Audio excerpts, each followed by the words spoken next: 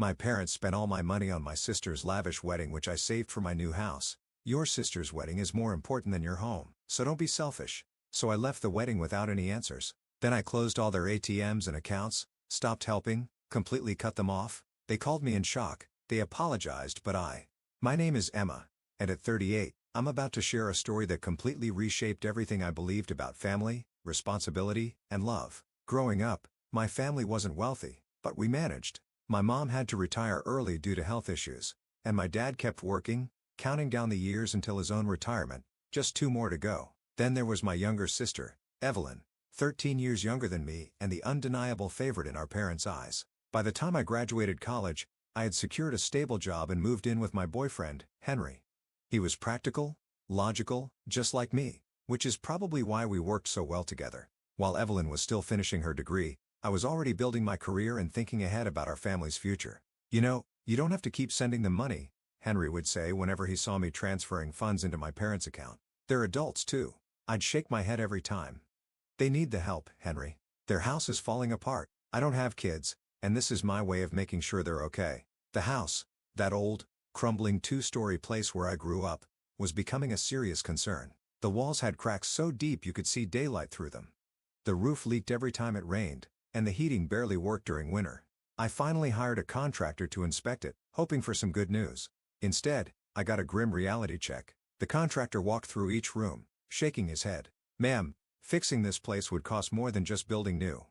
He pointed out the water damage, the weak foundation, the structural risks. You'd be throwing money away. That was the moment I made a decision that seemed completely logical at the time. I opened a joint savings account with my parents and came up with a plan. Save $210,000, combine it with whatever we could get from selling the old house, and buy them a safe, comfortable place for their retirement. Every month, I deposited a big chunk of my salary into that account. I watched the balance grow steadily, $60, $0, then $110,000 each milestone, bringing me closer to giving them the security they deserved. Henry and I lived modestly. No fancy vacations, no new cars. We even put off buying a house of our own. But I didn't mind. Family came first, right? Then, everything changed on a seemingly ordinary Friday evening. We were gathered for family dinner, the comforting aroma of Mom's pot roast filling the air. Outside, the rain drummed lightly against the windows. It was one of those moments that felt warm, familiar, until Evelyn cleared her throat, drawing everyone's attention. She was glowing, her eyes sparkling with excitement. "Scott and I are getting married," she announced, holding up her left hand. A massive diamond ring caught the light, easily worth more than my entire annual salary. Mom gasped and jumped from her seat, hugging Evelyn tightly. Dad grinned with pride. And me? I sat there, staring at that ring, feeling something inside me shift. Something that had been buried under years of responsibility, sacrifice, and devotion to my family. Because in that moment I realized, maybe I had been wrong all along. I was happy for Evelyn, truly happy. Scott was a good guy from a nice family and he treated her well. They seemed perfect together. But then, she dropped a bombshell that changed everything. "I've planned it all out," Evelyn said excitedly, pulling out her phone. She showed us a Pinterest board filled with fancy wedding ideas. The venue, the flowers, the dress, everything. "It'll cost about $380,000. I choked on my water. $3.80 $0? I repeated. Sure, I had heard wrong. "Evelyn, that's crazy." The room went silent. Mom and Dad exchanged awkward glances. Evelyn just looked at me with an expression I had never seen before, like she expected this, like it was only fair. "Scott offered to do something smaller," she said, waving her hand like it didn't matter. "Just family and close friends. But I told him I could handle the cost myself. I want his family to see that we're just as good as they are." I stared at her. "And how exactly do you plan to pay for this?" She smiled sweetly. "You're going to help me, of course. You've always helped family." The silence was deafening. I turned to Mom and Dad, expecting them to say something, to tell Evelyn she was being ridiculous. But Mom just stared at her plate, and Dad suddenly found his coffee very interesting. I took a deep breath. "I can give you $30,000 for the wedding," I said carefully, "and another $20,000 as a gift." "That's already a lot, Evelyn." Her smile disappeared. Her face darkened. "That's not enough," she snapped. "Emma, you have way more than that. This is my one chance to have my dream wedding, to show Scott's family that I'm not some poor girl they can look down on." I turned to our parents, frustration and desperation creeping into my voice. "Mom, Dad, please tell her this is crazy. Tell her she doesn't need to prove anything to anyone." Mom hesitated, then sighed. Maybe Evelyn has a point, honey. We couldn't give her much growing up. She deserves to have her special day. It felt like a punch to my stomach. Evelyn smirked. You're just jealous. Jealous, I repeated, stunned. Jealous that I'm getting married first. Jealous that Scott's family has money. Jealous that I get to have the wedding you never could. I clenched my jaw. I could have a big wedding if I wanted to, Evelyn. But unlike you, and just like that, everything between us changed. I understand the value of money. When Henry and I get married, we'll have a small wedding and save our money for things that really matter, like having kids and building a future. Evelyn's face turned red with anger. She stood up and snapped, God, you're so full of yourself. Always acting like you know everything. You're just greedy and selfish. I grabbed my purse, my eyes burning with tears. I'm greedy, I shot back. I've been giving half my salary to help Mom and Dad, while you've been busy planning how to spend money that isn't even yours. I stormed out into the rain, hearing Mom call after me. But I didn't look back. I drove home in a daze trying to tell myself this was just a bad fight, that Evelyn would come to her senses once she calmed down. But I was wrong. 3 weeks after that awful dinner, I was at my desk during lunch break, going over my budget. Henry and I had dinner plans after work, and I wanted to make sure I had enough set aside after making my usual deposit into my parents' account. I logged into my online banking, clicked on the joint account and felt my heart stop. The balance was $1. My hand shook as I clicked on the transaction history. There it was. A single withdrawal of $160,000 made just 4 days ago. I left work without even explaining to my boss. I could barely think as I drove to my parents' house. My fingers gripped the steering wheel so tightly my knuckles turned white. There had to be another explanation. Something other than what I feared. When I pulled into the driveway, both of their cars were there. I didn't bother knocking. I used my old key and pushed the door open. They were in the kitchen. Where's the money? I demanded, my voice shaking. Mom flinched. Dad wouldn't look at me. What happened to the $160,000 in the account? Mom's eyes stayed on the floor. Dad stared at his coffee cup, just like at dinner 3 weeks ago. We don't know what you're talking about, honey, Mom said softly. Don't lie to me, I shouted, pulling out my phone. The money was taken 4 days ago. All of it. If you didn't do it, then I'm calling the police. Mom gasped and reached for my phone.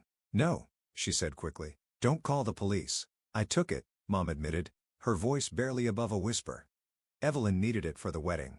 She's marrying into a good family. We couldn't let her have a small wedding. What would they think? I let out a short, bitter laugh. What would they think? They'd think she's marrying their son because she loves him, not because she's trying to impress them with my money. Mom reached out trying to calm me down. It's going to be fine.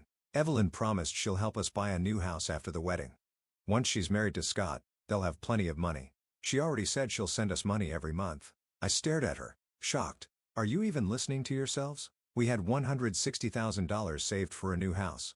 We only needed $60,000 more, and you could have finally moved out of this place before it collapses. Instead, you gave it all away for a party. A one-day event.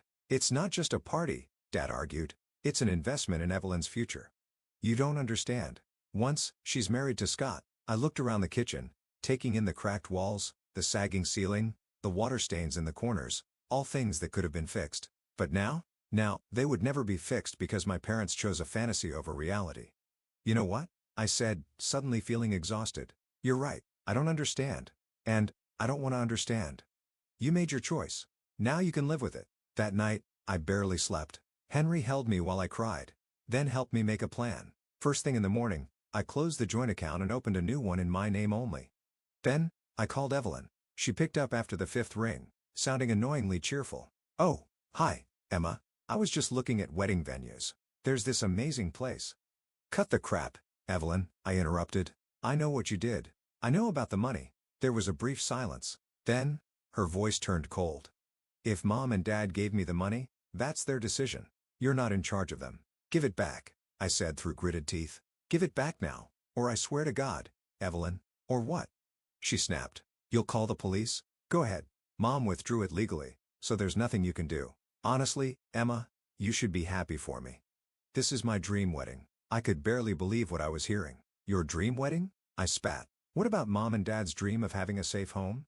Did you even think about that? Evelyn scoffed. Oh, please. They'll be fine. Once I'm married to Scott, I'll buy them whatever they need. His family has connections. We can probably get them a house for way less than market value. And in that moment, I realized, Evelyn had never cared about anyone but herself. I let out a bitter laugh. You really believe that, don't you? that marrying into money will magically solve all your problems. There was silence on the other end of the phone. What did you tell Scott about where this money came from? I asked. She didn't answer. He doesn't know, does he? I pressed. You told him you had the money. Does he have any idea you stole it from our parents' house fund? I didn't steal anything. Evelyn shouted. You know what? Don't come to the wedding. I don't want you there anyway. You'd probably just try to ruin it with your jealousy and your I'm better than everyone attitude. Her words were full of hate, but I barely reacted.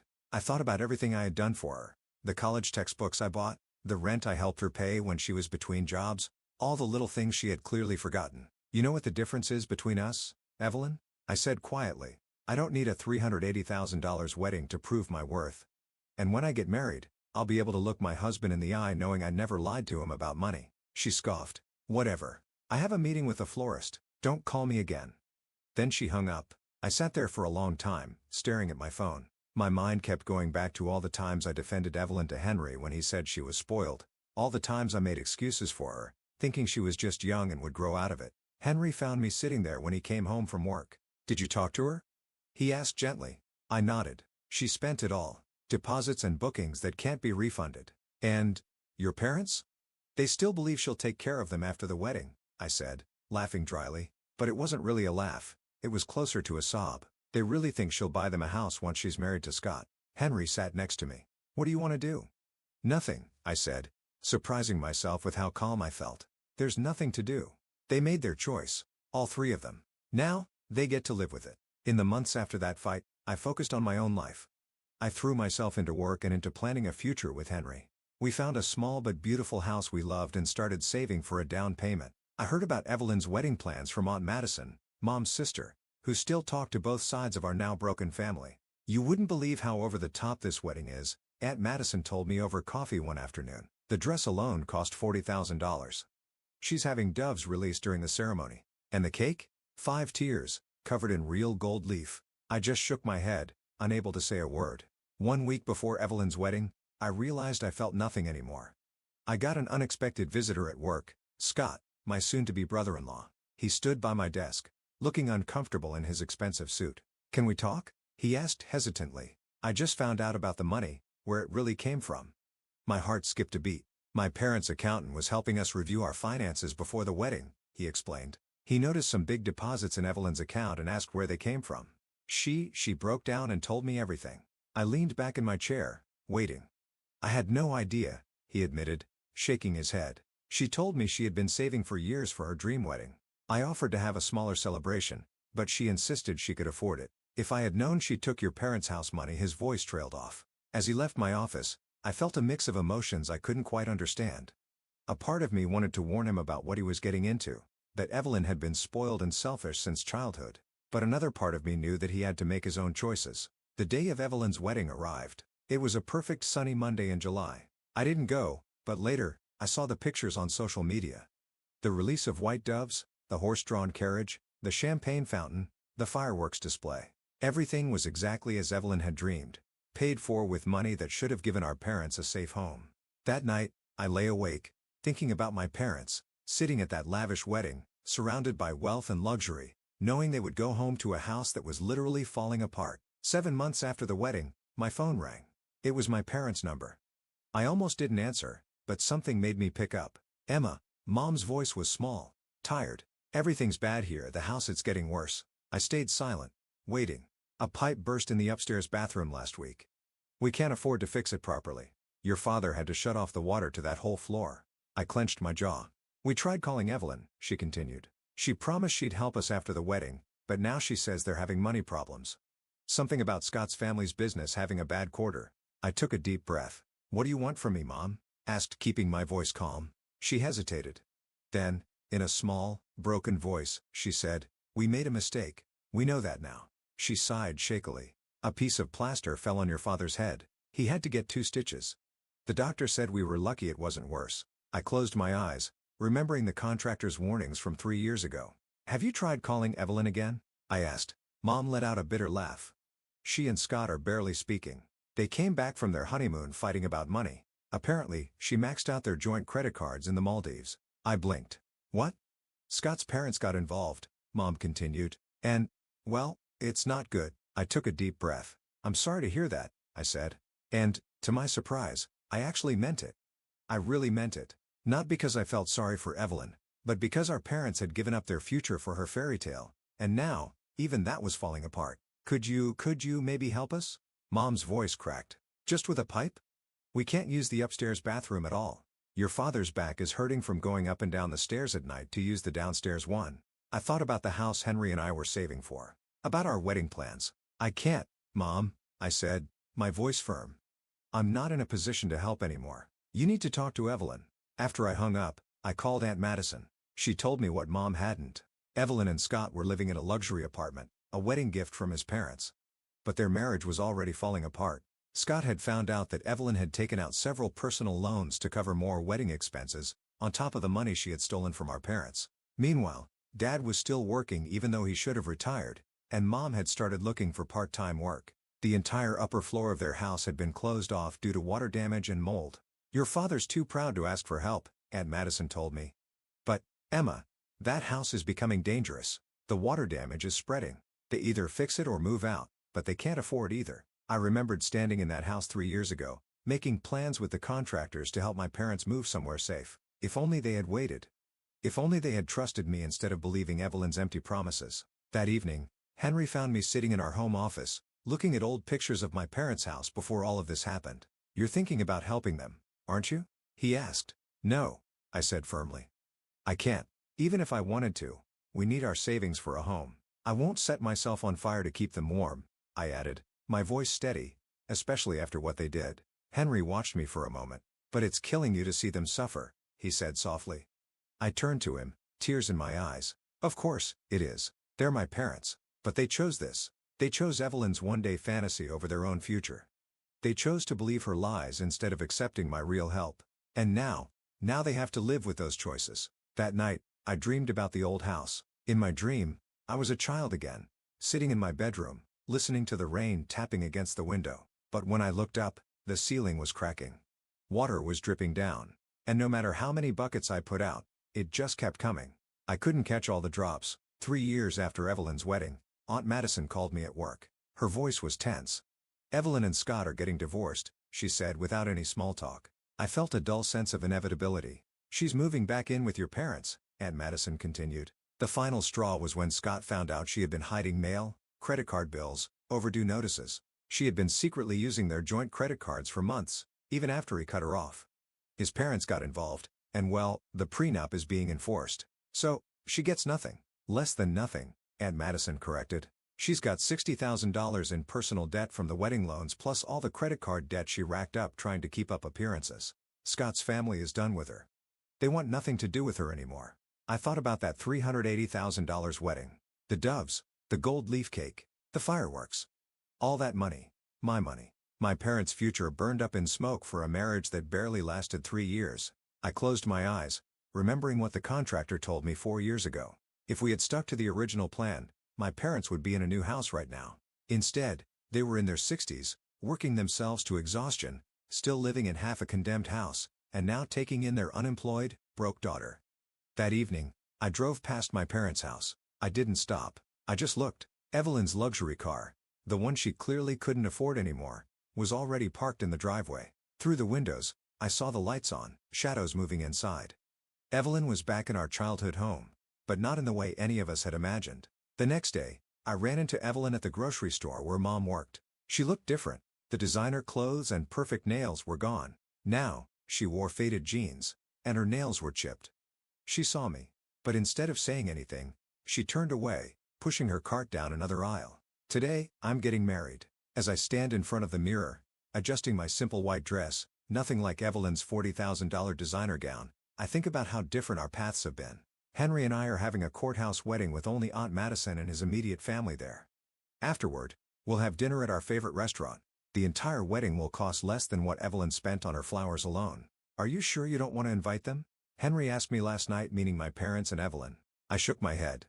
They made their choice 4 years ago. I looked him in the eye and smiled. Now, I'm making mine? The update from Aunt Madison was not good. The house was officially condemned last month.